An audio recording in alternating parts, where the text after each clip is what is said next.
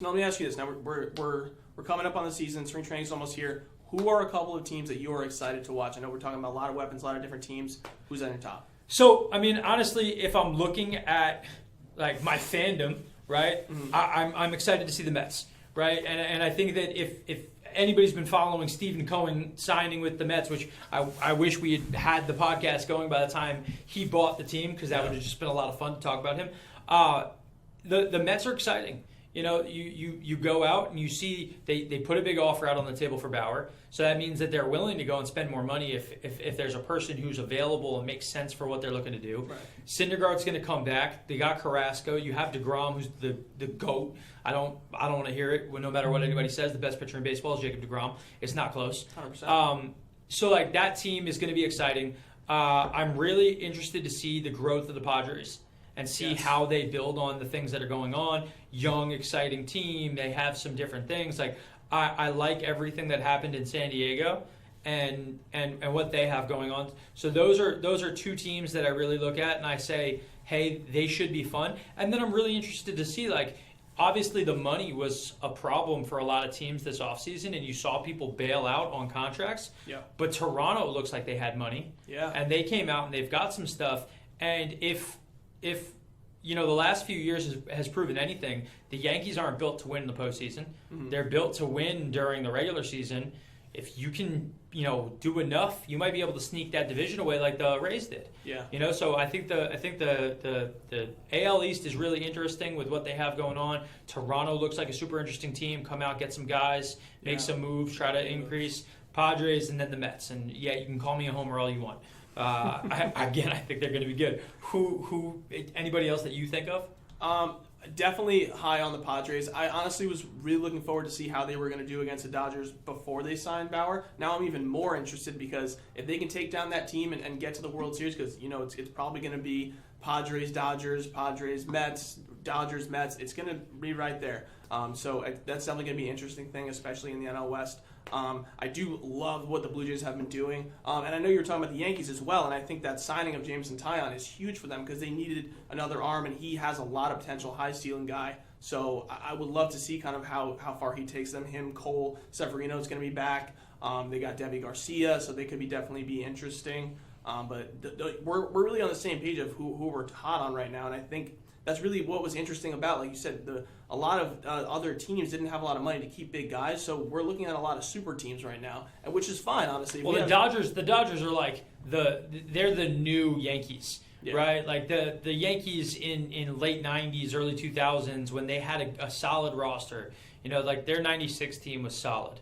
Yeah. And then they went out and they were just like, how can we spend more money than everybody else and just constantly win? Mm-hmm. And, you know, go out, get Roger Clemens, have him on your team, you know, stack that on. A couple years later, they're getting Alex Rodriguez, add that on, and pay all these guys all this money. The Dodgers are doing that, and I feel like they're doing it even more than what the Yankees had even done at that time. With making trades, taking on big contracts, they've done a good job of development. You know, they look like a team that has an ownership group that's just willing to do everything.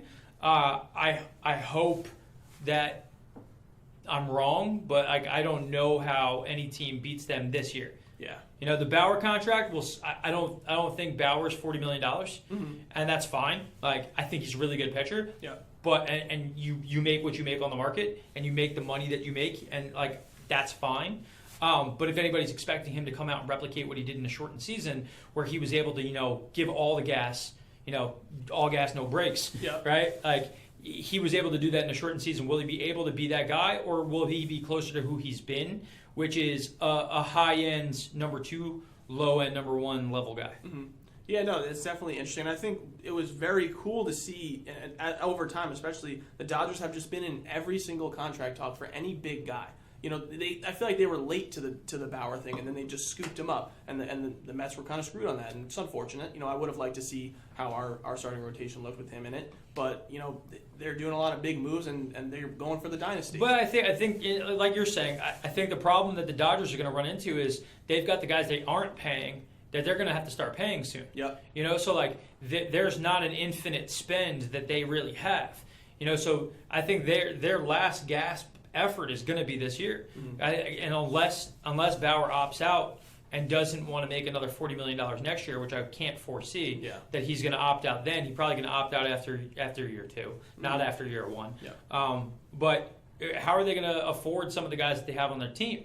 I don't know if they have much leverage to change from what they are, but Walker Buehler is going to be coming up on needing money at some point in time in the not too distant future. Yeah, they signed him for a couple of years for not much. And where is that going to go, and how are all those contracts going to be? And I just to me, I would have loved, obviously, for the Mets to sign as many good players as they possibly can. Yeah. I think that the thing that we haven't seen yet is who is going to make a trade halfway through the season, because people don't show up in the stands. They're not making enough money. Which lower market team is going to need to lose? Chris Bryant with Chicago, out there available on the market, could go at any time, could go to anybody.